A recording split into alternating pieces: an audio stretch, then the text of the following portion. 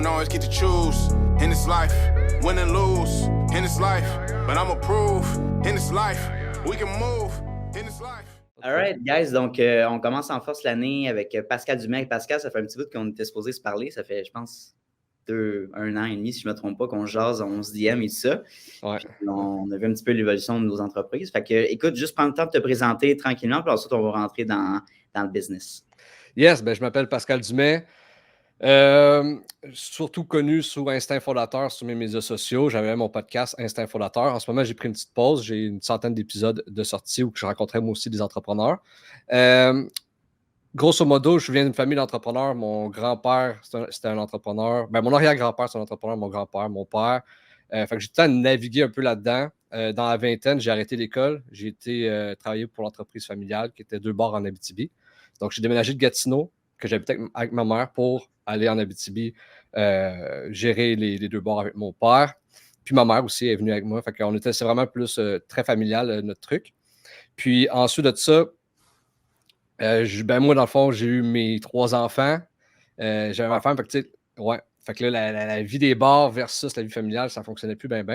Puis j'ai eu une opportunité de retourner à Gatineau faire mes études.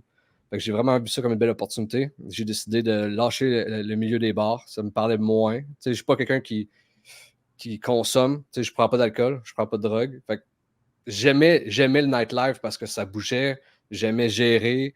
J'aimais vraiment ça comme l'action. Tu sais, dans un bar, ça bouge vraiment beaucoup. Fait que ça, j'aimais ça. Mais il reste que me coucher à 6-7 heures du matin, me lever à 9 heures pour mes enfants, c'était pas viable à long terme. Là, tu sais. Fait que là, j'étais à Gatineau.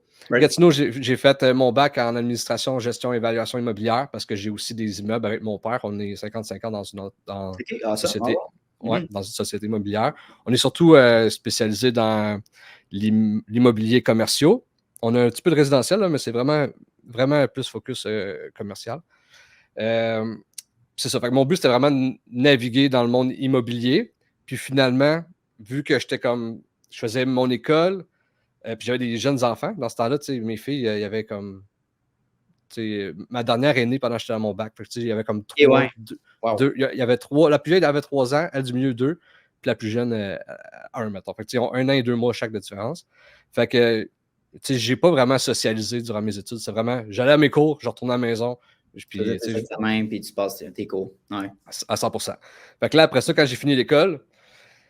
Là, je suis comme crème, il n'y a personne qui m'appelle pour une job. Là, j'ai pas de... Puis là, les bars, nous autres, c'était direct dans la pandémie. J'ai fini l'été 2020, mon bac. Fait que les bars étaient fermés à cause de la pandémie. Ouais. Fait que j'étais comme, quoi que je fais? Je peux pas retourner dans les bars pour un certain temps. Personne ne m'appelle parce que je ne me suis pas fait de contact à rien. Donc là, après ça, je me suis parti mon podcast. Je me suis dit, je vais essayer de créer mon opportunité. Puis tout. Puis sans parler... En 2020. Ouais, ben... mettons, en décembre 2020, là, tu vois. Là, okay. Fait que là, puis là, en même temps, j'ai commencé ma maîtrise. Puis là, de fil en aiguille, j'étais comme, c'est nice, les médias sociaux, puis le podcast, puis tout, puis je vais faire plus connaître mon podcast. Fait que je me suis dit, tant qu'à faire mon MBA, un MBA, c'est de l'administration, finalement, mais tu peux te spécialiser. Donc, moi, c'était un MBA en marketing numérique pour me spécialiser, m'aider moi-même dans mes trucs. Fait que là, je suis en train de le compléter, là, je finis cet hiver. OK, awesome. Ouais. Puis, fait que c'est ça. Fait que là, j'ai fait mon podcast. Je me suis donné 3 ans, tu vois. Puis en décembre dernier, ça fait 3 ans que j'ai pris une petite pause. 3 ans pour mon podcast, voir que ça allait donner. Je suis vraiment content. Tu sais, c'est surtout, ça a donné beaucoup d'opportunités extérieures comme mon podcast. Donc ça, je suis vraiment content de ça. Puis là, en ce moment, qu'est-ce que je fais? C'est ça. J'ai ma compagnie Instinct Fondateur, puis j'ai ma compagnie du même immobilier avec mon père. Instinct Fondateur, c'est plus mon carré de sable en ce moment.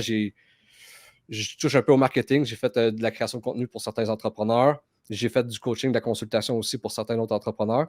Puis là, en ce moment, je travaille beaucoup avec Alex Lapieuvre. Vous n'avez pas un podcast ensemble ou des discussions? On avait déjà eu un podcast ensemble, okay. Mais les deux, on est tellement occupés. Les deux, on est pères de famille, on est occupés, c'était trop prenant. Puis on aurait aimé ça le faire en présentiel, mais lui, il habite à Lévis, proche de Québec, puis moi, j'habite à Gatineau, c'est 4h30 de route. Fait que c'était pas viable. Fait que finalement, on a arrêté, mais on se parle chaque jour, puis tout. Puis là, on travaille beaucoup ensemble. Je travaille avec lui. Je suis je fais la stratégie de branding pour ses clients. Fait que, en ce moment, c'est ça. Fait que, tu sais, puis Puis éventuellement, c'est ça. J'aimerais ça plus me spécialiser vers l'automatisation, l'AI. Je trouve que c'est l'avenir pour le marketing numérique. Fait que Instinct Fondateur, c'est beaucoup mon terrain de jeu. Puis l'immobilier. Qu'est-ce que tu as appris après 3 ans de faire? Maintenant, tu es rendu à quoi? 100 épisodes et plus? Ouais, 104 à peu près. Ben, qu'est-ce que j'ai appris? C'est quoi les choses que tu as appris, mettons, les plus importantes? Des autres entrepreneurs ou les leçons que j'ai apprises? Oui, ben c'est ça, les leçons que tu as apprises justement de tous les entrepreneurs que tu as passés. Je pense que tu as passé, pas François Bellefeuille, là, mais François Lambert, excuse-moi. François Lambert, ouais. C'est un marquant, puis tu t'es déplacé vers chez lui. Ouais, c'est vraiment cool. François Lambert. Pardon? Vas-y, je te laisse. Ouais. François Lambert, très sharp. Moi, la leçon qui m'a vraiment apprise de François Lambert, c'est vraiment qu'on est le meilleur vendeur de notre entreprise. On est la personne, le visage de notre entreprise. Puis le marketing, ça devrait être toujours nous qui est devant. Puis comme qu'il le fait, lui, il est vraiment fort sur YouTube à chaque matin. Il fait aussi des lives beaucoup sur Facebook. Il est très présent. TikTok, très présent. Fait que je pense que ça, c'est sa grande force en ce moment. Pourquoi il réussit en affaires? Il a su bien se vendre. Fait que pour François Lambert, c'est une des choses que j'ai beaucoup apprises. Fred Campbell de chez OK, j'ai aussi... ben lui, en fait, là, quand j'étais chez Fred Campbell de chez OK, j'ai vraiment vu la différence. À cause j'ai été voir 2 entreprises à Québec. Il y en a une qui m'a vraiment accueilli comme de la merde. Là. Je la nomme pas, mais c'était la putain de merde. Dans quel sens? Ben, premièrement, quand que... Tu sais, ça, c'est peut-être la première... Ouais, c'est la première année, parce que je me déplaçais. J'appelle le gars. Je dis, on pourrait le faire à distance, on pourrait le faire en personne. Elle dit, j'aimerais mieux en personne. Je dis, OK, parfait. Fait que je vais faire 4h30 de route pour y aller, pas de trouble.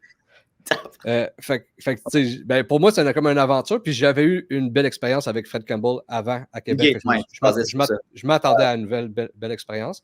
J'étais là-bas. J'arrive. On s'avait dit pour midi. J'arrive à midi. Il n'est pas encore arrivé. Il était dîner avec des partenaires. Je suis comme, OK, je vais attendre. Moi, j'ai fait 4h30 de route. Je me fais accueillir comme ça. Je dis, OK, c'est chill. Là, après ça... il me demande quoi mon nom, je ne savais pas j'étais qui. Il n'avait jamais écouté aucun de mes podcasts. Il pensait que c'était seulement audio, mais c'était aussi visuel. Habituellement, quand je m'en vais chez les entrepreneurs, ils ne sont pas obligés, mais comme tout ceux-là que j'ai été, ils m'ont fait faire le tour de leur entreprise. Ils m'ont fait un peu expliquer un peu comment ça fonctionne. Lui, zéro. C'était comme installe-toi dans mon bureau dans le fond, puis c'était comme gros comme c'était un porte-manteau. C'était vraiment petit comme place, un garde-robe. Fait que. Il était comme pas prêt à t'accueillir, on dirait qu'il était comme. Ouais, c'est ça. Fait que là, après ça, on finit le podcast. Ouais. Puis il me dit, hey, parfait, merci. Il s'en va. Puis j'ai jamais revu. Fait que là, je suis comme, alright. Fait que j'ai emballé mes affaires, je suis parti. Ouais. Fait que là, j'ai fait, OK. Mais là, c'était vraiment une mauvaise expérience. Puis tout le contraire avec Fred Campbell à Québec. Lui, c'était comme il m'a donné de la merch. Il m'a fait faire le tour de tous ses emplacements. Il m'a montré les habits de la saison prochaine. Il m'a vraiment la collection de la saison prochaine. Fait que, il m'a vraiment accueilli comme il faut. Il m'a pris du temps. On a passé 4 heures ensemble. Fait que mais je suis devenu vraiment évangéliste de sa marque. Là. Il m'a tellement bien accueilli, il a tellement été généreux avec moi que j'ai commencé à apporter du OK. J'ai rendu quasiment un ambassadeur. Là. Ouais. Ambassadeur à 100%. Puis j'ai vraiment vu ça. Ça a été une de mes plus grosses leçons entrepreneuriales de faire. Si tu gères quelqu'un comme de la merde, ben, genre, comme moi, mettons, j'achète plus des produits québécois de cette personne-là versus Fred, que j'ai acheté du stock à ma blonde, j'ai acheté du stock à mes enfants. Fait que, je suis devenu un ambassadeur à 100%. Fait que ça, c'est vraiment une de mes plus grosses leçons entrepreneuriales que j'ai eues. Ouais, puis tu sais, honnêtement, on va se dire, les commentaires négatifs se quintuplent. Fait que quand tu as une mauvaise expérience, on va en entendre parler x10, tandis que quand tu as une excellente expérience, tu vas en entendre un petit peu, mais pas autant que le négatif. Fait que tu es aussi mieux de tout le temps offrir un bon service. Ça, c'est vraiment je pense une marque de respect quand tu invites quelqu'un dans un show, dans un podcast, c'est au moins d'avoir une base sur à qui tu t'adresses, qu'est-ce qu'il fait, c'est quoi ses passions, c'est quoi ses projets qu'il a fait. Mais 100%. Il y a des gens qui... Bon, c'est ça. On va pas continuer là-dessus, là, mais c'est intéressant d'avoir vécu ce genre d'expérience-là puis d'apprendre aussi parce que 4h30 de route... Ben, tu vois, c'est 9 heures en réalité parce que c'est 4h30 y aller, 4h30 revenir. Fait que, tu sais, mon chemin du retour pour revenir, ben, tu sais, j'étais en crise pendant 4h30, là, tu sais. Puis, mais ouais. Mais, tu sais, je pense aussi, il y a l'effet qu'en 2021... Moi, c'est début 2021.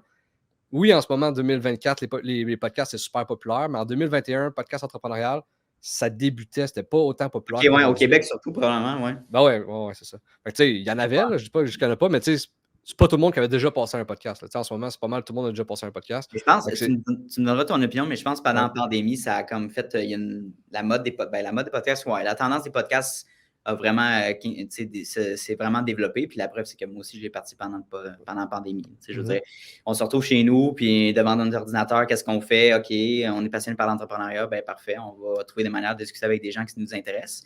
Fait que, fait que là, ça, OK, on a noté qu'est-ce que ça t'a appris, des leçons. Puis au niveau des opportunités d'affaires, est-ce que tu veux parler de ça? Qu'est-ce que ça t'a amené?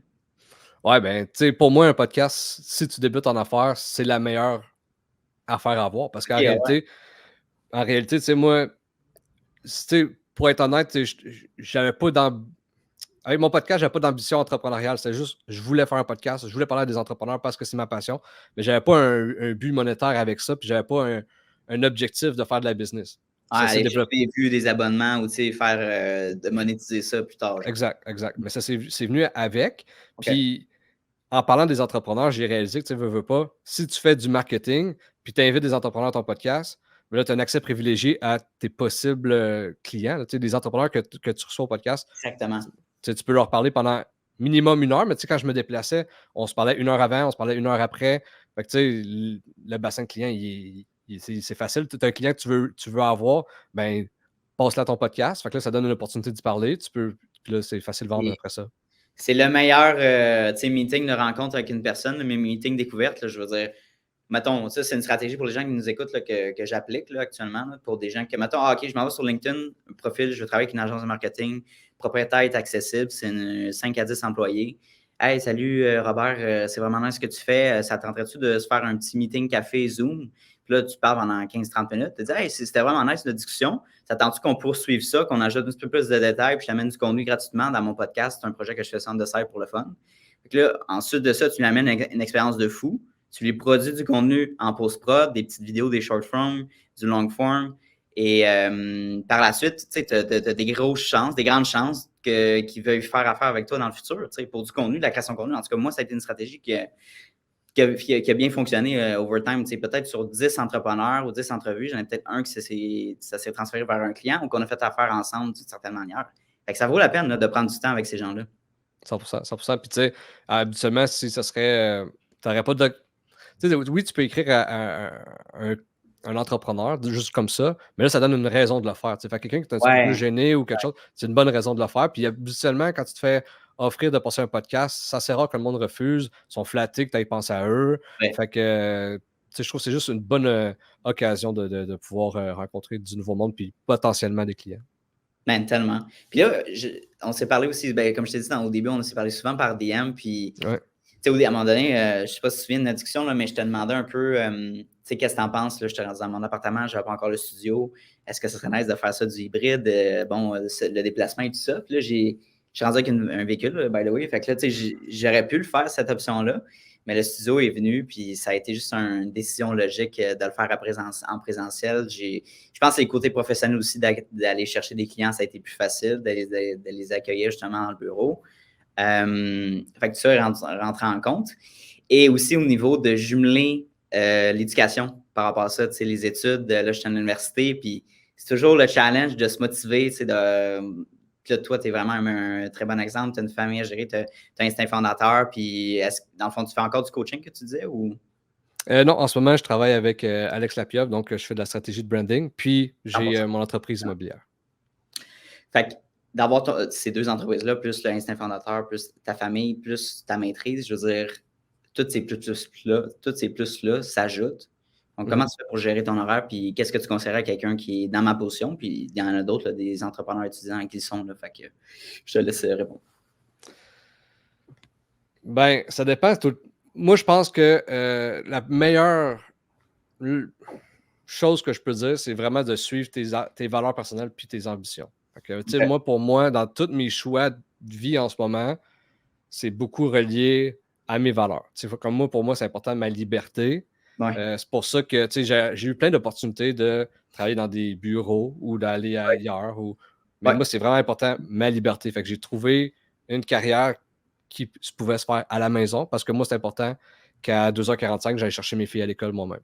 c'est important que le matin, je sois là pour eux. C'est important que si j'ai des dossiers à faire, ben, ça ne me dérange pas de les faire, mais je suis à la maison. Comme j'ai dit, je viens d'une famille d'entrepreneuriale, mais je connais ça, travailler beaucoup, puis être peu présent, whatever. J'ai vu l'ambiance ça avec tes parents quand tu étais jeune. à 100%. Fait que pour moi, je le sais que c'est beaucoup de temps l'entrepreneuriat. Fait que on a la possibilité aujourd'hui de le faire à distance. Fait que moi, c'est 100% à distance. Fait que là, c'est vraiment, après ça, relier. C'est ça. Fait que quand tu sais tes valeurs, puis comment tu sais un peu où ta vie en ce moment, comme toi, tu n'as pas d'enfant, c'est différent de moi. Mais tu sais, moi, je fais mon bac, je l'ai fait à l'école Luco, ici à l'École du Québec, en Outaouais. Mais ma maîtrise, je le fais à distance. Fait que, tout se fait à la maison. Fait que déjà là, je sauve beaucoup de temps.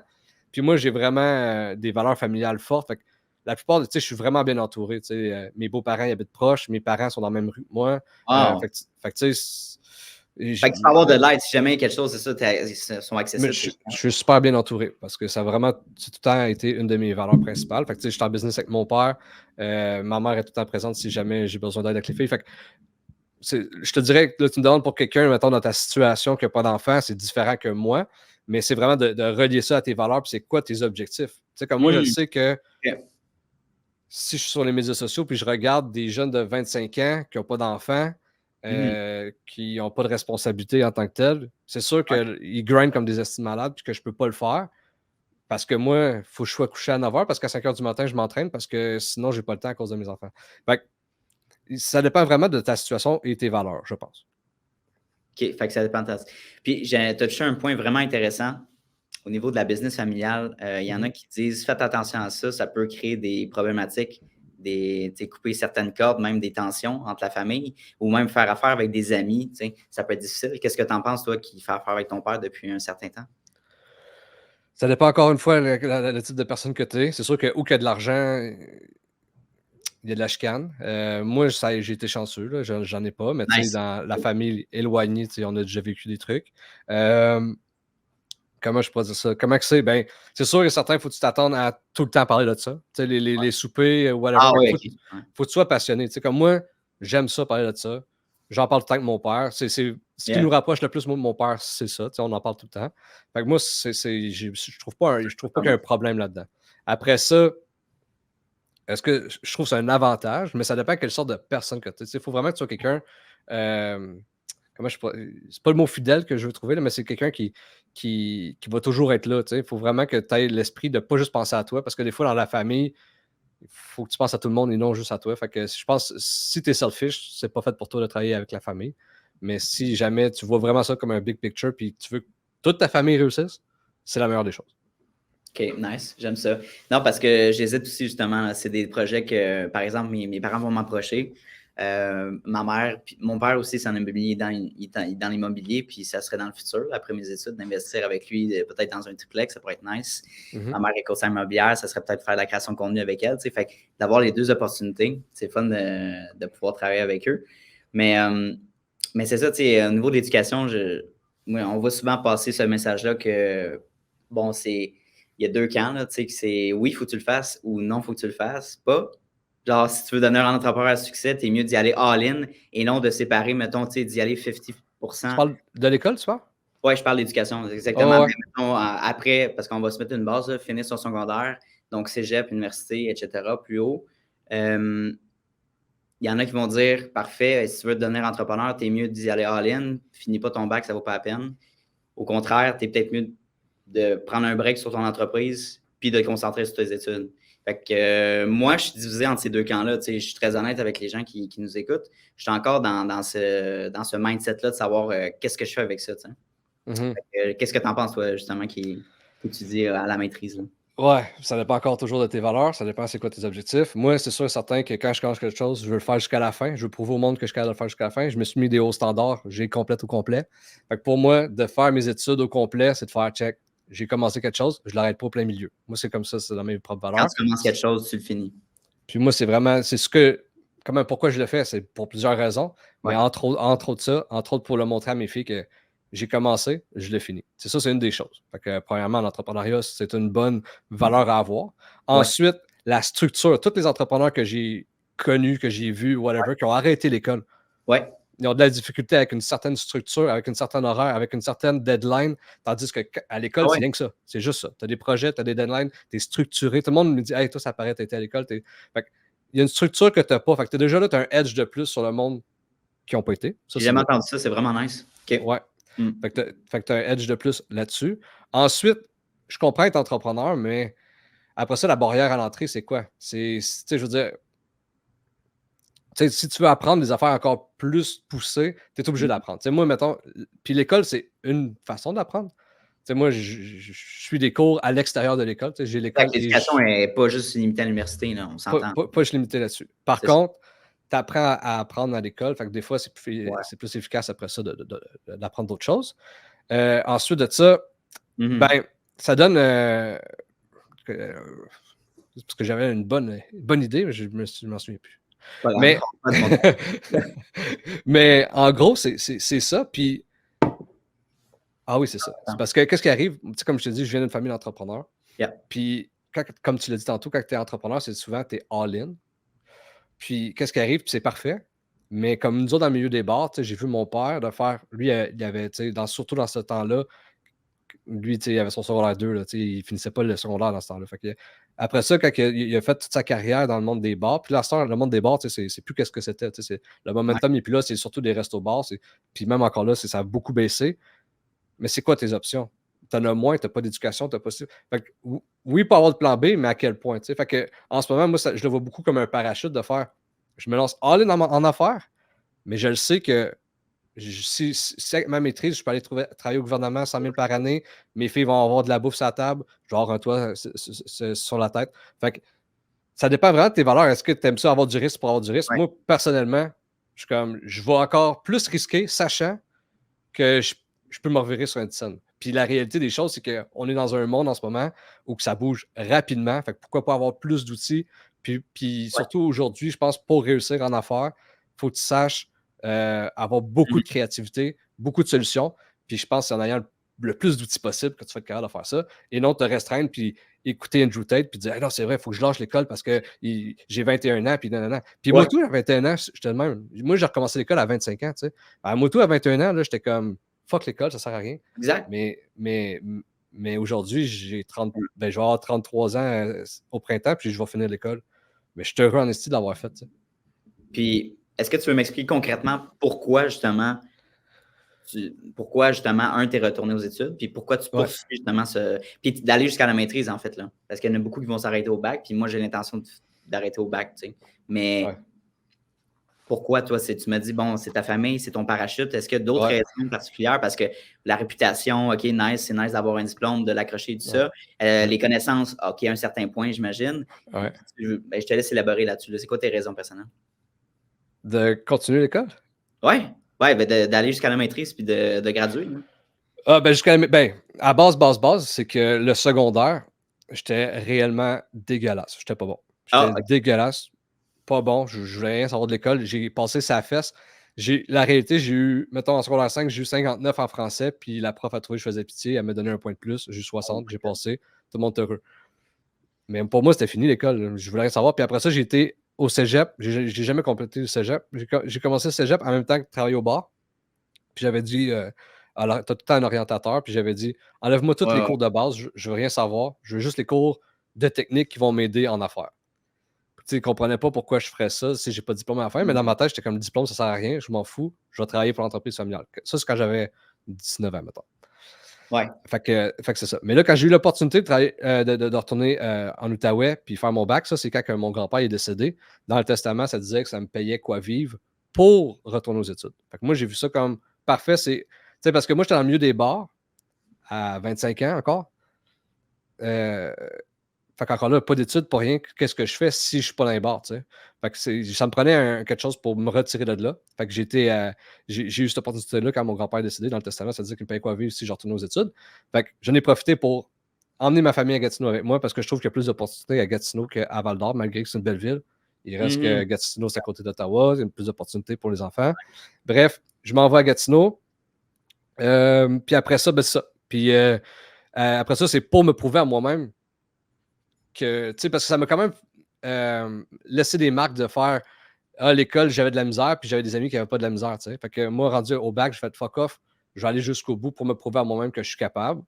OK. Puis en fin de compte, plus tu vieillis, plus tu réalises que j'étais au secondaire puis j'avais pas des bonnes notes parce que je me forçais fuck all. Là, j'ouvrais jamais mes livres, puis après ça, C'est souvent ça, en fait, là, parce que je vais te laisser finir puis je vais te partager une parenthèse par rapport à moi, mais vas-y. Ben non, mais souvent, quand tu es entrepreneur, t'aimes beaucoup, beaucoup, beaucoup certains trucs. Puis ce que t'aimes pas, ben tu t'en balances. Là. Fait que moi, c'était vraiment ça. Fait que tout ce que. Puis là, rendu. Puis j'aimais pas ça me faire diriger. Tandis que, tu sais, au secondaire, au cégep, tu te fais diriger. Tu sais, même au cégep, j'ai des cours qui me demandaient si j'avais fait mes devoirs. Qu'est-ce que tu fais? Tu sais, je suis rendu adulte, comme tu me dis pas quoi faire. Là. Tandis que. Fait que là, rendu, mettons, au bac puis à l'université, c'est beaucoup. Ben, c'est ton cheminement, c'est toi qui décides. Là. Tu viens pas à mes cours, c'est ta faute. Tu viens au cours, tant mieux. Fait que, tu sais, ça me parlait beaucoup plus comme type d'éducation. Fait que j'ai adoré l'université pour ça. Exact. Ben, tu es accountable de tes actions que tu mets. C'est comme une transition. En fait, le cégep, c'est surtout ça vers l'université qui est le monde des adultes. C'est comme. Puis surtout que tu payes beaucoup plus cher ton cours. Là, fait que c'est un petit peu cave que tu investisses ce montant-là pour chaque cours puis que tu n'es pas dans tes cours, tu sais, right? Mais, exact. Fait que c'est sûr. Mais c'est intéressant de parler de ça. Puis ce que je voulais dire au niveau de la parenthèse, c'est que tu as tout à fait raison. Tu sais, par exemple, si depuis tout jeune, tu as des notes, tu as des mauvaises notes en mathématiques, ben, mentalement, tu vas dire je suis poche en mathématiques. Ça commence là. Si, OK, au contraire, j'ai eu des excellentes notes en français dès que je suis jeune, bien parfait, j'ai avoir plus de facilité, j'ai avoir plus de fun aussi dans l'apprentissage. Fait que ça commence là, right? Mais si over time, c'est clair. Fait que, moi, personnellement, c'est ça ma réalité, c'est que j'ai toujours eu des lacunes en mathématiques, j'ai fait des cours d'été et tout ça. Au cégep, j'ai refait 3 fois, non, pas 4 fois, 3 fois mon cours de statistique financière pour passer mon cégep. Puis la dernière fois, j'ai passé à distance, puis là, il fallait vraiment que je le fasse moi-même, puis je me force à étudier, right? C'est le fait de me forcer à apprendre les notions, les formules, comment les appliquer, que j'ai pu le passer mon cours, right? Mais c'était vraiment dans mon cerveau, c'était comme, hey, je ne pourrais pas passer mon cégep, je n'ai pas les compétences pour. Mm-hmm. Je me suis forcé, j'ai étudié, je me suis assis 4 heures par jour quasiment pour apprendre mon livre. Puis j'ai passé mon cours, là, mais c'est la preuve que je disais, OK, finalement, je ne suis peut-être pas si merdique que ça en maths. Fait que les gens qui nous écoutent, les jeunes, là, si vous êtes poche en français ou en anglais ou en mathématiques, c'est juste de pratiquer. Pratiquez-vous. Même chose en création de contenu. Si vous êtes gêné devant la caméra, c'est la pratique. Faire des exercices, surtout. La répétition, en fait. Mm-hmm. Ouais, je pense que c'est quelque chose qu'on n'apprend pas assez à l'école, mais tu sais, justement, comme tu dis, si t'es pas bon à quelque chose, ça veut pas dire que tu vas toujours être mauvais là-dedans. Ça veut pas dire que tu es mauvais. Ça veut peut-être dire que tu mets pas assez d'efforts.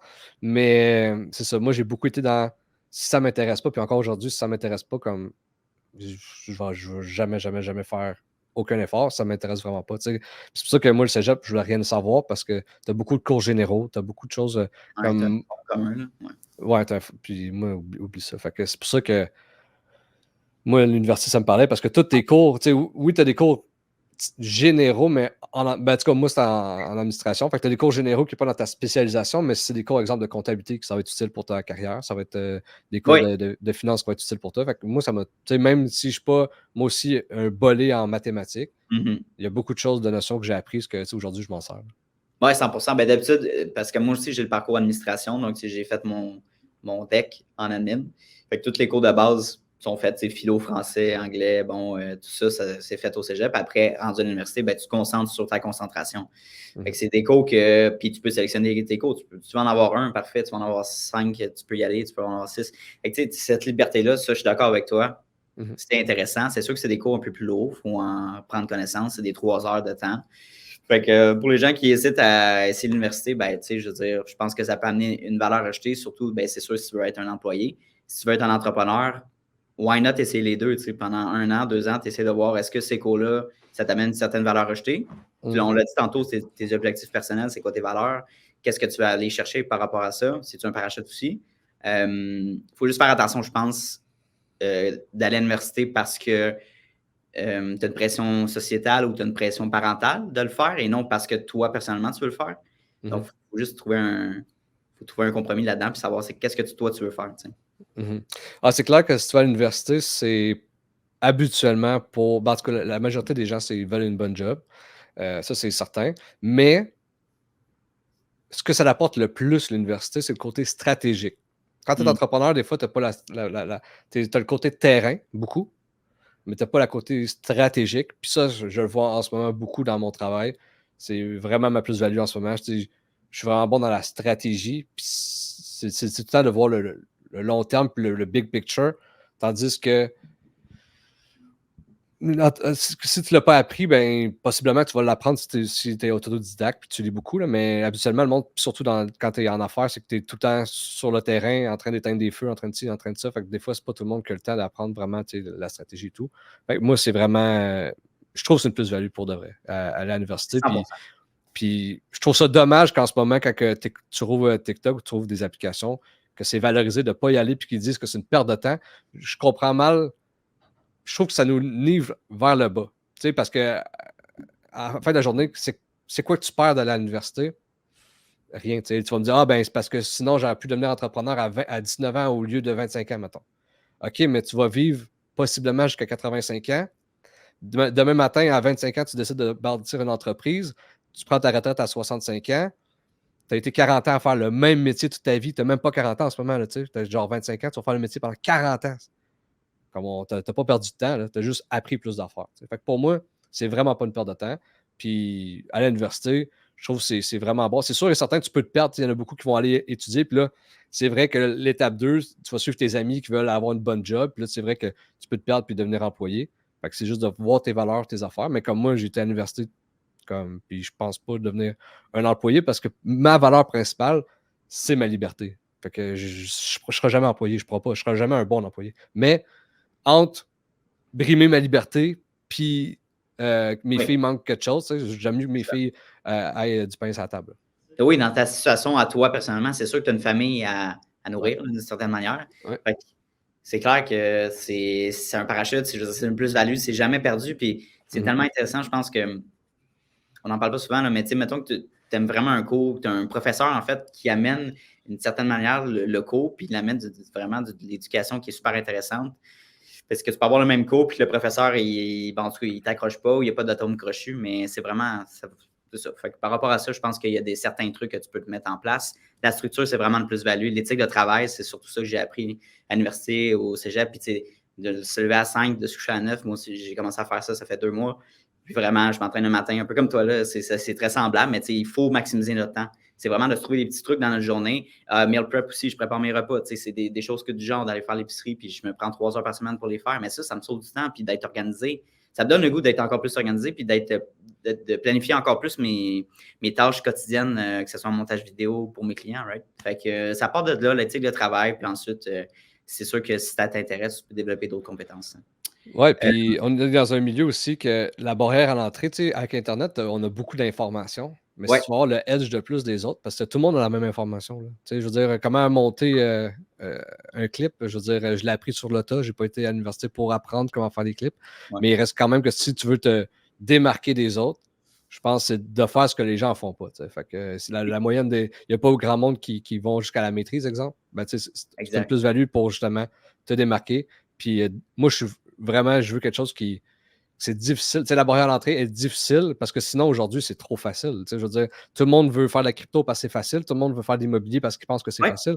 Tout le monde. Mais la réalité, c'est qu'il n'y a rien de facile. Puis, si tu veux vraiment te démarquer, il faut vraiment que tu fasses quelque chose que la barrière à l'entrée est plus difficile ou mercher 2 choses ensemble. Comme, mettons, OK, que eux, c'était vraiment la création de contenu qu'ils faisaient. Ils faisaient du truc sur la pêche et la chasse. Puis là, ils ont fait une marque de linge. Ils ont merché ça ensemble. Puis aujourd'hui, ça devient super gros. Je pense que c'est les 2 façons en ce moment de se démarquer. C'est vraiment d'aller chercher une plus-value qui est difficile à aller chercher, par exemple, avec des compétences à l'école. Ou sinon, d'aller mercher 2 domaines ensemble.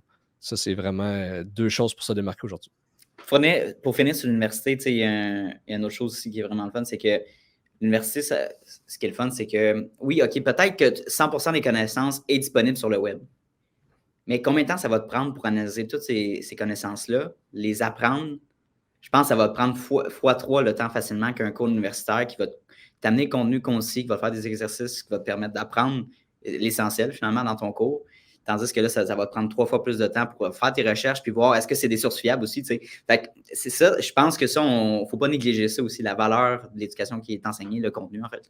Fait que, voilà. Absolument. Mais Absolument. là, on va faire le segment plus business, là, en fait, au niveau de la stratégie branding que tu offres à tes clients. Puis tu rentres un petit peu plus en détail sur ce que tu offres à tes clients finalement. Qu'est-ce que ça rentre en compte? Ben, en fait, quand que je travaille avec Alex, parce que là, en ce moment, c'est ça, c'est que, comme je te disais, Instinct Fondateur, c'est un peu mon carré de sable. Fait que, tu sais, j'ai offert du coaching à des entrepreneurs. En ce moment, je ne l'offre plus, mais je l'ai déjà offert. Fait que quand que j'offre ça, c'est vraiment plus de la stratégie, de comment se mettre de l'avant sur le web, tu sais, parce qu'il y a des entrepreneurs qui débutent et n'ont aucune idée de comment se mettre de l'avant sur le web. Fait que c'est vraiment, tu sais, d'aider les gens en marketing numérique. Ouais. Quand j'ai créé du contenu, un peu comme toi, c'est de faire exactement comme toi, en fait, mais c'est peut-être moins ma passion. Puis je pense que j'avais trop à me déplacer parce que moi, j'avais pas de studio. Puis c'était moins mon truc de faire ça. Puis là, ensuite, là, je commence en janvier à faire ça avec Alex. Dans le fond, comment que je vois, tu sais, on a parlé d'école, mais tu sais, mettons, grosso modo, en apprentissage, puis comment que je vois ça, c'est que j'aime ça tout le temps comment je pourrais dire ça, me faire accompagner d'un mentor, si tu veux. Comme tu sais, mon père en immobilier, ça a été un grand mentor, ça l'est encore. Puis Alex, dans le monde du service à clientèle, je le vois comme un mentor. Tu sais, je pense que j'ai 32, il y a peut-être 33, là, tu sais, fait qu'on a un peu le même âge, mais il a quand même plus d'expérience que moi dans le domaine du service à la clientèle. Parce que moi, dans le monde des bars, tu sais, oui, c'est un service, tu sais, oui, j'étais barman puis que j'étais gérant, puis on offrait un bon service, mais c'est l'ambiance au complet. C'était vendre de la boisson. Fait que, tu sais, je vendais un produit, je ne vendais pas un service. Là, en ce moment, c'est de vendre un service, puis c'est quelque chose, c'est vraiment un domaine que je connaissais peu. Fait que d'apprendre ça en ce moment, en même temps d'aider Alex dans son entreprise, pour moi, c'est vraiment une plus-value. J'adore ça. Fait que, fait que c'est ça. Fait que ça, c'est vraiment une des meilleures affaires, je pense, que je peux suggérer à quelqu'un. C'est si tu veux aller dans un domaine, essaie pas de bypasser des étapes. Tu sais, souvent, on est fort pour essayer d'aller trop vite. Je pense que c'est intéressant d'aller travailler pour quelqu'un ou travailler avec quelqu'un, avoir des projets communs avec du monde qui ont des compétences complémentaires des tiennes pour apprendre plus vite, apprendre mieux avec eux. Ça, c'est une chose. Fait que là, avec Alex, ce qu'on fait, dans le fond, on accompagne ses clients avec leur branding, que ce soit des logos, que ce soit leur branding, mais aussi, après ça, c'est, mettons, ils veulent changer de nom ou ils veulent la faire. Là, c'est quel nom qu'on choisit avec eux. Je fais aussi des sites web pour lui. Fait que, je fais site web, stratégie de branding. C'est ça. Fait que, on a des clients en ce moment, justement, qui veulent changer de nom. Pourquoi prendre ce nom-là, tu sais? C'est quoi la stratégie derrière ce nom-là? C'est quel type de client que tu veux aller atteindre avec ça? C'est quoi, dans quel domaine d'activité que tu travailles? Est-ce que tu as éventuellement le goût d'aller dans un marché anglophone? Fait qu'il faut que tu aies un nom qui fonctionne dans les deux langues. Fait que c'est tout des trucs de même qu'il faut penser, tout en gardant leur image de marque qui fait du sens avec le nom, avec leur domaine d'activité. Fait qu'en ce moment, c'est ça qu'on fait. On pourrait dire que tu es comme un consultant en brand, finalement. Ouais, j'ai vraiment, comme tu sais, j'ai de la misère à mettre une case, comme je te dis, avec Instinct Fondateur, j'ai vraiment fait, c'est mon terrain de jeu. Ouais. Puis je vais checker ce qui m'intéresse le plus. Je sais que c'est comme dans le domaine du marketing parce que j'ai étudié en marketing, j'aime le marketing. Après ça, j'essaie plusieurs affaires. Fait que, comme tu dis, je suis peut-être un consultant ou quelqu'un d'externe qui va aller aider ton entreprise en marketing. Puis comme là en ce moment, je travaille avec Alex, éventuellement, ça serait peut-être avec quelqu'un d'autre. Mais c'est ça que j'aime, c'est la liberté que ça m'offre. Je suis indépendant dans le sens que je travaille de la maison, je travaille à mon rythme à moi. C'est spécial parce que j'aurais aimé ça, me mettre dans une case puis me dire hey, c'est ça que je fais. Mais en ce moment, je ne suis pas capable de le faire. J'ai beaucoup d'intérêt en marketing. J'ai un large spectre. Je suis bon dans le branding, je suis bon dans la stratégie, je suis bon en termes de marketing. Exemple, faire des sites web, faire des stratégies de contenu. Mais là, en ce moment, je veux vraiment me spécialiser aussi en automatisation, en AI. Fait que, c'est comme un large spectre, mais toujours dans le marketing. Je pense que tu veux dire. Tu es comme un excellent généraliste dans ta niche, le marketing, finalement. Tu as beaucoup de compétences dans tout ce que tu m'as mentionné, mais tu aimerais peut-être te spécialiser justement dans l'automatisation. Mais peut-être qu'il va y avoir un autre intérêt ou une nouvelle technologie que tu vas dire hey, genre, je vais en apprendre plus là-dessus. Ouais, c'est ça, exact. Mais tu sais, c'est ça. Mais en ce moment, je veux vraiment me nicher en automatisation. C'est parce que j'ai comme comment je peux dire ça? Il y a deux aspects de moi. Il y a le fait que j'aimerais ça me nicher parce que je trouve que c'est plus facile à vendre. Tu sais, quand, par exemple, quelqu'un dit je fais des logos, ben c'est facile, je vends des logos. Je fais la création de contenu, je vends la création de contenu. Mais moi, j'ai beaucoup d'intérêt, mais en même temps, juste faire quelque chose, je vais m'emmerder. Puis Je comprends. je vais me sentir un peu pogné dans ce créneau-là. Fait que je suis comme un peu là-dedans en ce moment. Fait que j'essaie de trouver la meilleure affaire. Mais comme généraliste, je pense que c'est la meilleure option là, pour moi en ce moment. Oui, c'est ça. Ben, Ouais. c'est correct, ça peut t'amener différentes opportunités de travail. Puis c'est ça. Exact. Vraiment, tu sais, de toucher à différentes choses. Puis, mais toi qui aimes ça un peu, tu sais, justement, de toucher à tout, comment tu trouves de travailler de la maison, genre 100% du temps, en fait? Là, Ouais. autant personnellement que professionnellement. En tout cas, moi, je me tannerais à rester chez nous, puis ça a été le cas, je me suis tanné. C'est pour ça que je suis allé dans un studio, puis tu sais, faire un peu hybride, là, à moitié. Toi, tu as l'air motivé. Comment tu trouves ça, travailler à la maison? Ben, encore là, on a deux situations bien différentes. Là. Moi, Oui, tu sais, à partir de 2h45, j'ai mes 3 filles qui sont à la maison. Je te garantis que je me sens pas tout seul. Puis après ça, vers 4h, ma blonde, elle arrive. Fait que, tu sais, je me sens zéro tout seul. Puis je te dirais que le temps que je passe tout seul, je l'apprécie, tu sais. Puis je suis quand même quelqu'un de plus solitaire. Je suis enfant unique. J'ai tout le temps aimé ça, être tout seul. Fait que, tu sais, je me sens pas tout seul. Puis, tu sais, des meetings à cette heure-là, j'en ai 1 million là, par Zoom. Fait que je me sens zéro tout seul. Puis je trouve ça juste plus efficace pour moi, pour être bien honnête. Mais je comprends les gens qui ont besoin de sortir de la maison. Comme ma blonde, elle est de même. Il faut qu'elle sorte de la maison, il faut qu'elle voie du monde, faut qu'elle. C'est parfait. Mais moi, je ne suis pas comme ça. Oui. Mais il y a ça, mais c'est surtout, je pense, l'environnement de travail. Tu sais, par exemple, chez nous, si je travaille chez nous 3 jours par semaine, ben OK, il y a une journée, je travaille dans ma chambre, il y a une journée, je travaille dans la cuisine, Mhm. une autre dans le salon, right? Mais Ouais. c'est de bouger un peu. Moi, j'ai besoin un peu de ce changement d'environnement-là. Et bien sûr, faire des rencontres, faire des meetings et tout ça, c'est un mix des deux. Mais ça dépend de chaque personne, tu sais, c'est clair.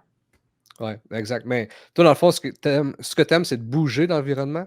C'est ça que Oui, tu disais? Ou... Ouais. ouais, ben, voir des gens physiquement, mais aussi de changer de place où que je travaille. Mon OK. laptop, justement, il me permet de faire ça. Mhm. Mais ouais, exact. Mais tu sais, pour moi, c'est ça. Mais la réalité des choses, c'est que je trouve ça plus efficace pour moi, mais aussi pour l'avenir que je veux. Tu sais, j'aimerais ça avoir un chalet, j'aimerais ça voyager avec mes enfants, j'aimerais ça. Mais je veux pas m'empêcher pour le travail. Fait que si je peux faire du travail sur mon laptop quand je suis là-bas, tu sais, fait que, tu Ah, sais, je je comprends. dis travailler de la maison, mais en réalité, si j'ai un laptop, je peux travailler de partout, là. Ben, je Mais pense que c'est la beauté de notre travail, en fait. C'est ça, justement, c'est absolument.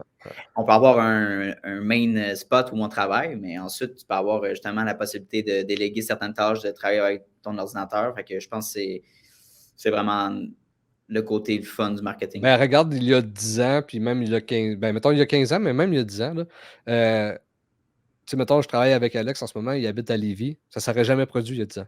Là, il a fallu que tu déménages ou que lui déménage puis que vous travaillez Exact. ensemble dans un bureau. Là. Exact. Tandis que là, on vit un peu la même réalité, mais dans deux villes complètement différentes. Il y a des enfants, des jeunes enfants, j'ai des jeunes enfants. On va être présents tous les deux. Fait on bâtit quelque chose à distance, puis ça va super bien. Puis, tu sais, ça dépend de certaines personnes, mais pour moi, puis surtout côté monétaire, je trouve que pourquoi prendre des dépenses où que je n'ai pas C'est une autre besoin? affaire, ça. Ouais. Ouais. Puis tu sais, moi, à Gatineau, j'ai pas d'immeuble en ce moment, mais à Val-d'Or, j'en ai plusieurs. Puis des fois, je me dis, crème, je pourrais me faire des bureaux à Val-d'Or, mais j'habite pas là. Fait que le fait de savoir que j'ai des bureaux à Val-d'Or me donne pas envie de louer des bureaux à quelqu'un d'autre ici. Tu sais. Parce que je suis comme crème, j'en ai de l'immobilier, mais j'irai Tu as jamais la à Val-d'Or. possibilité, c'est ça. Ouais, j'aurais la possibilité, mais je veux juste pas aller faire ma business là-bas. Mais savoir ça, je suis comme, bah, tant qu'à ça, je vais rester chez nous. Nice. J'aime ça. Non, c'est cool. C'est vraiment une bonne mentalité. Puis toi, est-ce que tu voyages souvent par année? Ça ressemble à quoi tes voyages en famille? Non, zéro. Ouais. Je te dirais que quand j'étais jeune, quand j'avais pas d'enfants, je voyageais comme tout le monde peut-être, là, 1 ou 2 fois par année. Mais là, depuis que j'ai des enfants, ça va faire 10 ans, je suis pas sorti, je capote. 10 Ouais, ans, big! Wow! ouais, Impressionnant, OK. Tu mets ton ouais, argent de côté, y a-t-il une raison? ben, ouais, ben, il y a une raison, là, c'est que premièrement, les enfants étaient trop jeunes, puis je voulais pas tellement. C'est parce que quand tu as 3 enfants, puis ils sont back à back, hein, ils ont 1 an et 2 mois de différence. Fait que, un moment donné, on avait comme 3 bébés avec nous. Là, ça commence à être le fun. Là, on envisage de voyager beaucoup, puis tout, mais au début, ça n'aurait pas été tant des vacances pour nous. Puis, tu sais, ma blonde, elle, a recommencé l'école pour devenir hygiéniste dentaire. Fait que, tu sais, Oh, on a wow! comme eu des switches dans nos vies qui a fait en sorte que on n'a pas vraiment eu le temps de voyager. Mais comme tout le monde, j'ai vraiment le goût de recommencer, c'est sûr. OK, nice. Ah, ben, c'est cool. Puis, au niveau de tes envergures puis tes ambitions professionnelles, ça ressemble à quoi? Je veux dire, est-ce que éventuellement tu vas avoir des employés à ta charge ou tu veux rester comme solopreneur, en fait? Ouais, 100% que j'aimerais ça avoir des employés. Euh, En ce moment, comment je vois les choses, c'est que j'aime mieux apprendre, puis après ça, je vais déléguer. J'ai pas envie d'être le gars qui délègue des choses puis que je sais pas comment faire parce que pour moi, c'est facile. Surtout en marketing. Je veux dire, il y a tellement d'affaires qu'en ce moment, je pourrais te charger un gros prix puis ça me prend 8 minutes à faire parce qu'avec le AI puis tout. Fait que j'ai pas envie de me faire ça. Fait que là, je suis comme un peu en mode apprentissage, j'apprends un peu de tout puis tout. Puis pour être honnête, le plus que je vais automatiser, le plus que je vais être heureux. Encore une fois, c'est une histoire de responsabilité, c'est une histoire d'être libre. Si avoir des employés va me rendre plus libre, j'en veux. Mais si c'est pour X nombre de raisons, ça m'enlève ma liberté, j'aime mieux être seul. Fait que, ça va vraiment aller avec ma liberté, ça va dépendre où j'en suis. Mais certainement, là, quand je faisais de la création de contenu, j'avais un employé, des sous-traitants qui faisaient ben des affaires. Là. Fait que ça dépend vraiment où je vais être, mais 100%. Oui, mais c'est ça, c'est intéressant d'avoir des employés. Puis c'est comme, oui, je veux une entreprise, je veux avoir des employés, tout ça, mais en même temps, est-ce que tu as les moyens de payer ces employés-là? Est-ce que tu as calculé ça dans ton budget, dans tes contrats et tout ça? Mais est-ce que tu en as besoin? Parce qu'en ce moment, il y a beaucoup d'affaires de faire. Hey, c'est cool d'être entrepreneur, puis c'est cool d'avoir des employés. Exact. C'est parfait, c'est cool. Puis, hey, j'ai une entreprise de 30 employés. Parfait. Mais ça ne veut pas dire que tu as beaucoup d'employés. C'est beaucoup d'argent, l'employé. Tu sais, mettons là, que tu prends un employé là, qui te coûte 50 000 par année. Si tu en as 30, fais 30 fois 50 000, il faut que l'argent rentre dans le canis. Ouais. Fait que moi, je suis pas mal ça. Puis surtout en 2024, c'est plate à dire, mais il y a beaucoup d'affaires qui peuvent être automatisées. Fait que je suis beaucoup là-dedans. Automatiser ma propre business pour éventuellement aider les entrepreneurs à automatiser la leur parce que c'est l'avenir. Puis les entrepreneurs, ils vont sauver du temps, sauver de l'argent. Puis, veut pas, avec toutes les options qu'on a en ce moment, c'est qu'on devient un peu des surhumains, là, dans le sens qu'avec ChatGPT, avec ci, avec ça, qu'est-ce qui nous prenait beaucoup de temps auparavant ou plusieurs têtes, m'en prend plus à cette heure. Fait que, on n'est plus dans la même réalité. Je te dirais que même il y a 4 ans. Il y a 4 ans, tu me disais, Pascal, tu veux-tu beaucoup d'employés? Je dirais probablement oui. Aujourd'hui, beaucoup moins. Moi, mon objectif, ce serait plutôt d'avoir peut-être une petite entreprise, d'avoir 3-4 employés maximum. Parce que si tu as 3-4 employés qui utilisent l'automatisation comme il faut, qui utilisent l'AI comme il faut, en réalité, c'est comme si tu en aurais 20. Là, fait que c'est comme ça que je le vois. Tellement. C'est l'évolution professionnelle et les technologies aussi. Un ChatGPT va peut-être éliminer 2-3 postes qui sont redondants. Fait que, c'est la réalité. Puis j'ai une bonne question pour toi par rapport à l'économie puis les jobs, finalement, le job market. Comment tu vois ça évoluer? Parce que là, l'entrepreneuriat, c'est hot. Tout le monde veut offrir leurs services. Puis je pense qu'il y a une certaine beauté par rapport à ça. Avoir des employés à des charges sociales, d'employés classiques, mais faire affaire avec des sous-traitants, il y a une certaine opportunité par rapport à ça. Le sous-traitant, ben lui, c'est sa petite entreprise. Il faut qu'il offre une qualité de service, sinon il perd des contrats. Puis toi, de ton bord, ben c'est ça, tu as cette assurance-là. Tandis qu'un employé, ben ça se peut qu'il rentre, tu as fait un mois de test avec lui, ça ne fonctionne pas. On refait ce processus-là. Fait que comment tu vois ça? Moi, je pense que le gig economy, ça va développer gig economy dans le sens que tu vas pouvoir aller chercher, tu as quelqu'un qui est disponible qui voudrait travailler dans ta shop d'impression, par exemple, pendant quelques heures. Parfait, tu rentres, tu fais telle tâche. Tu fais d'y aller par tâche. Comment tu vois ça? Penses-tu que c'est l'avenir un peu du job market? Je pense que oui. Ça dépend. C'est parce qu'on n'a plus le... Tu sais, mettons, je me souviens quand j'étais dans le milieu des bars. Tu sais, mon père, lui, il a commencé les bars en 90, puis moi, je suis arrivé en 2010. Fait qu'un step de 20 ans entre les deux. Puis on voyait beaucoup la différence. Lui, il disait que les employés ne s'intéressent plus à job qu'ils s'intéressaient avant. Tu sais, avant, les employés, là... ah oui? Okay. Il était là à job pour... Il aimait... Comment je peux dire ça? Il se sentait... Il y avait une reconnaissance. Il y avait une reconnaissance pour l'emploi. Puis aussi, il y avait moins de jobs. Là. Fait que je pense qu'il était reconnaissant d'avoir cet emploi-là. Il était fidèle à l'employeur. Puis aujourd'hui, on a beaucoup moins ça. On est beaucoup plus libre. On a beaucoup plus. Les employés font un peu ce qu'ils veulent. Fait que je pense qu'aujourd'hui, d'avoir des sous-traitants, c'est un peu ça. Je pense que c'est un très, très, très, très, très fort leadership. Avoir des employés, c'est la meilleure affaire, je pense. Parce que tu peux builder un noyau dur, quelque chose, puis tout le monde est content, tout le monde est heureux. Mais tu sais, exemple, si je regarde, mettons, dans l'emploi à ma blonde, ben, le monde, aux 3 mois, ils s'en vont. Tu sais. Elle, ça fait 3 ans qu'elle est là. Il y a un roulement aux 3 mois. Elle est là depuis 3 ans, mais tu sais, elle va tout passer le monde. Wow. Fait que je pense que le monde, tu sais, il y a des opportunités, il y a trop d'opportunités pour tout le monde. Le monde change comme qu'il veut. Fait qu'en ayant un bassin de monde que justement, c'est leur propre petit business, ben là, comme ils sont peut-être plus sérieux sauf que tu ne peux pas les former à ta manière autant qu'avec un employé. Tu sais, un employé, tu peux le former à ta manière à 100%. Ouais. Fait mais quand tu me parles d'avenir, possiblement que c'est plus vers là que ça s'en va. Possiblement, oui. J'aime vraiment notre entrevue, mon cher Pascal. J'ai 2 petites dernières questions. Une question classique au podcast que je pose. Ton conseil, mon cher, que tu aimerais donner à un jeune entrepreneur, ce serait quoi? Ben, comme on l'a mentionné souvent durant le podcast, c'est vraiment de suivre toujours tes propres valeurs. Je trouve que c'est super important, puis c'est quelque chose qu'on parle peu. J'entends pas souvent ça sur les médias sociaux. Puis vraiment, c'est important parce que bien beau écouter tous les gourous qu'il y a sur Internet, ça veut pas dire que tu as la même vision de ta vie qu'eux. C'est pas parce qu'Elon Musk, il a eu une carrière phénoménale en entrepreneuriat, mais il y a une intelligence émotionnelle comme zéro.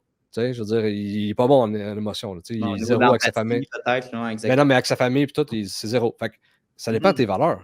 Comme moi, mettons, ma valeur principale, c'est la famille, puis c'est ma liberté. Mais je vais faire mes choix en conséquence, et non en conséquence de quelqu'un qui me dit sur Internet que ça prend ça pour réussir. Ça, c'est de 1.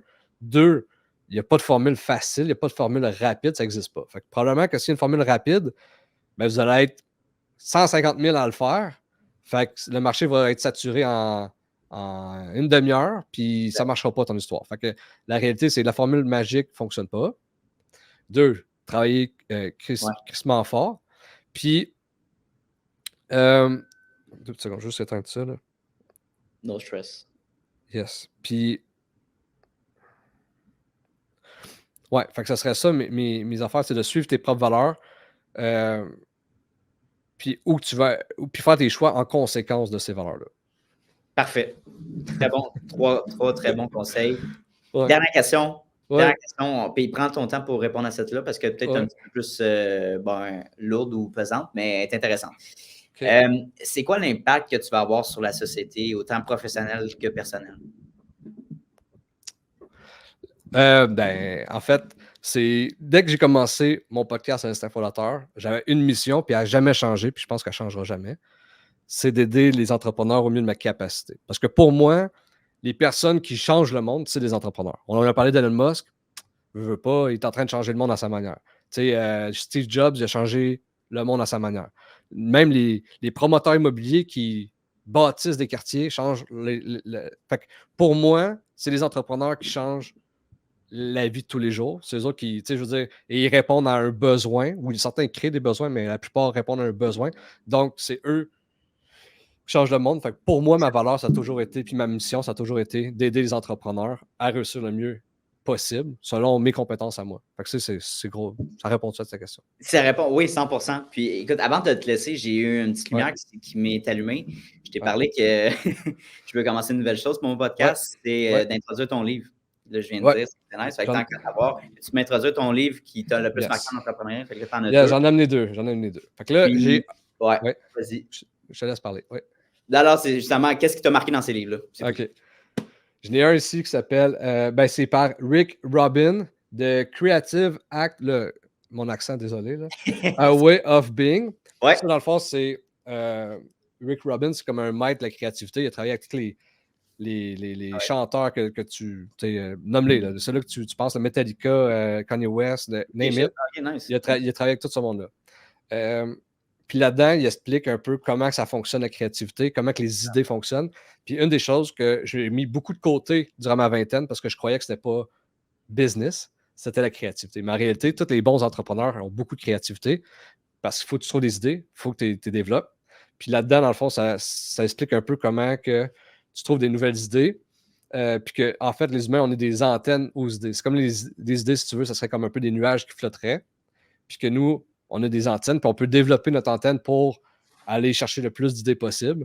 Wow. Puis c'est pourquoi lui pense comme ça, c'est que c'est pas rare de voir du monde qui leur dit « Hey, j'ai une bonne idée, il la développe pas, mais comme 2 mois plus tard, tu vois quelqu'un qui développe ton idée que tu avais eue. » Mais c'est parce que l'idée en tant que telle, elle vient pas réellement de toi, c'est que l'idée est là, puis toi, en tant qu'humain, tu as une antenne qui vient les chercher. Fait que, très bon livre, puis ça parle vraiment du processus de la créativité, du fait que tu l'aimes, mettons, ton idée, à tu la développes et tout. Fait que très bon livre. Ça, c'est mon premier suggestion. Yes, sir. Deuxième, c'est totalement différent. C'est. Là, tantôt, j'essaie de voir qu'est-ce qu'il avait fait, le monsieur, parce que c'est. Il dit qu'il a écrit pour le New York Times, Yep. le journal de Wall Street, puis qu'il a fait le magazine Wire. Wire Ride? Wire, ouais. Ouais, hein? Ouais, c'est ça. Fait que, en tout cas, c'est un monsieur, mais tu sais, il est quand même assez vieux. Là. Pour le monde qui nous écoute en vidéo, là, on voit c'est une personne. Okay. Ouais, Kevin Kelly. Puis, quand même assez âgé, mettons 80. Puis encore là, tantôt, on parlait de mentor, mais pour moi, je trouve ça le fun d'entendre les conseils de personnes un peu plus vieux qui ont vécu. Puis lui, en fait, c'est un livre juste de conseils. Fait que lui, il a créé un livre qu'il voudrait léguer à ses petits-enfants. Fait que c'est que des quotes puis des petits conseils. Puis là, j'en ai noté 2 pour tes auditeurs. Yes, sir. Puis il y en a un qui disait, pour la recette du succès, c'est under-promise, fait que promettre moins, puis over-deliver, fait que, tu sais, promettre moins, puis délivrer plus que ce que tu as promis. Mais tu sais, ça, c'est peut-être une erreur des fois des entrepreneurs de tellement vouloir réussir, tellement vouloir closer son client qui va faire comme, ben, je te dis la lune, mettons, là, je te promets la lune, puis finalement, je délivre pas à moitié. Ouais. Mais tu sais, aujourd'hui, en plus, on parlait tantôt de se démarquer, mais c'est facile en 2024 de se démarquer parce que la plupart du monde font un service médiocre. Fait que, tu sais, si tu es capable de promettre un peu moins, mais délivrer plus, genre, tu vas avoir des clients qui vont venir tout seuls. Ça, c'est une bonne leçon. Puis la deuxième, je trouve ça super intéressant. Que ça, je le vois, je trouve que c'est une bonne affaire pour les médias sociaux, mais habituellement, si on ferait ça, je trouve que la société irait beaucoup mieux. Ça s'appelle, ça se dit Be strict with yourself, forgiving of other. The reverse is hell for everyone. Fait que dans le fond, sois strict avec toi-même, puis le sois moins, mettons, avec les autres, sois plus indulgent avec les autres, et non le contraire. Fait que sois pas indulgent envers toi-même, puis strict avec les autres. Puis tu sais, ça, sur les médias sociaux, on peut le voir si on est sur TikTok, c'est tu fais une faute, puis là, t'en as 15 qui te traitent de cave, puis tout, ils sont stricts avec toi. Vraiment. Ils sont indulgents avec eux autres, parce qu'eux autres, ils font pas de contenu, ils font rien, ils s'en balancent les couilles. Probablement qu'ils font 15 fautes en t'écrivant. Fait qu'ils sont indulgents envers eux autres, mais sont stricts avec les autres. Puis dans le fond, il faut que tu sois strict avec toi-même, puis indulgent avec les autres. Fait comme ça, ben, toi, dans le fond, tu vas te développer, tu vas être meilleur. Puis si le monde fait des erreurs, ben, il faut que tu sois indulgent que tout le monde fait des erreurs. 2 très belles recommandations. Merci. Et voilà. Merci beaucoup. Où est-ce qu'on peut te contacter? Me contacter. Ben, si vous voulez avoir du contenu entrepreneurial ou du contenu. Là, en ce moment, sur TikTok, en ce moment, je fais du contenu. Je décris un peu l'actualité. Mon objectif, dans le fond, avec TikTok, c'est un peu système d'entonnoir. Je vais être dans vos faces à chaque jour. Fait que je parle d'actualité. C'est des clips qui fonctionnent très bien. Puis éventuellement, vous emmener vers lespionniers.co qui se trouve être ma chaîne sur l'intelligence artificielle et l'automatisation. Donc, pour me retrouver, Instinct Fondateur, ou sinon, vous pouvez me contacter au contact@commercial-instinct-fondateur.com. Sinon, tous les médias sociaux, Instinct Fondateur, je suis là. Bon podcast, Instinct Fondateur. Ça roule encore. J'ai pris une pause, là, mais suite à quand je vais finir mon université, je vais recommencer. Donc, that's it. Hey, pour vrai, Pascal, merci beaucoup de ton temps. J'apprécie énormément. C'est très, très, très nice. Hey, un grand merci de m'avoir invité. Puis bravo pour la continuité de ton podcast. Je pense que c'est. Tu sais, le monde, je ne sais pas si le monde le remarque, mais c'est beaucoup de job. Je le sais, je l'ai fait. Puis c'est surtout la constance qui est difficile. Puis je pense que le faire. Puis moi, je sais que ceux qui vont se démarquer, ce n'est pas ceux-là qui le font en ce moment. C'est ceux-là qui vont être là dans 2, 3 ans, 4 ans, 5 ans. Parce que le monde va lâcher. Il y a du monde qui vont se tanner. Puis si tu checkes, mettons, Joe Rogan, qui c'est genre le plus gros, mais avant qu'il devienne le plus gros, ben, ça faisait peut-être 5 ans qu'il en faisait dans le background juste parce qu'il aimait ça. Puis si tu veux, fait que, si dans 5 ans, on dit, hey, on jase business, elle existe encore, puis il est encore là, puis je me souviens que j'ai écouté l'épisode 50, ben là, c'est là la notoriété. T'sais. Fait que je pense que c'est la continuité, fait que je te félicite pour ça. Thanks, man, j'apprécie. Ben, c'est ça, on pense que c'est peu d'investissement, mais non, c'est beaucoup de constance. Puis bon, développement. Moi, je ne fais pas nécessairement ça pour l'argent, évidemment, parce que je ne monétise pas ça. Je fais ça pour mon plaisir, faire les rencontres avec des gens comme toi. Fait que encore merci. Puis on se voit bientôt. On s'en parle bientôt. Yes, merci à toi. Hey, salut, ça fait déjà la 2e fois qu'on se voit dans cette même vidéo-là. Donc, merci de ton attention, puis merci de ta discipline, parce que c'est un mince pourcentage des gens qui sont capables d'écouter du début de l'épisode jusqu'à la fin. Donc, merci beaucoup de ta discipline. Ça démontre énormément de motivation de ta part et bien sûr d'un aspect important de l'entrepreneuriat que oui, la motivation c'est important, mais la discipline c'est encore plus important. Donc, merci de ton attention. La meilleure manière que tu peux me repayer pour ce podcast-là, vu qu'il est accessible à tous et gratuit, il va rester gratuit. Ça, c'est important. Notez-le à quelque part. Je tiens qu'il reste gratuit, accessible à tout le monde. En fait, c'est tout simplement de repartager le podcast dans des Instagram Stories, d'en parler avec tes amis, d'envoyer le lien à tes amis. Hey, Mathis, va donc écouter cet épisode-là. C'est super intéressant. Ça vaut de l'or. Puis, ça va me permettre d'aller faire croître le podcast à un niveau exponentiel. Donc, merci beaucoup pour ton aide et ton intérêt pour le podcast. Et bien sûr, on se revoit la semaine prochaine dès jeudi midi pour un nouvel épisode. Donc, bonne journée à toi.